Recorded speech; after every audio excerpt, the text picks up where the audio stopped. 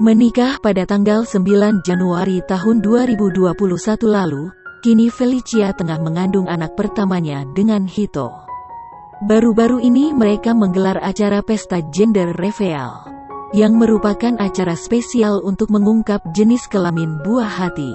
Pesta tersebut dilaksanakan pada Kamis pagi tadi tanggal 17 Juni tahun 2021. Ia mendapatkan doa dari sejumlah rekan artis yang ikut hadir dalam acara tersebut. Salah satunya adalah lawan main Feli di Dunia Terbalik, Mike Amalia. Lalu ada pula Natasha Wilona yang bersahabat dengan Philo.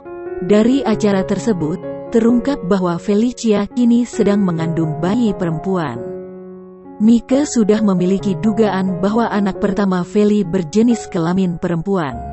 Felicia Angelista dan Caesar Hito berharap memiliki 3 orang anak dari pernikahan mereka.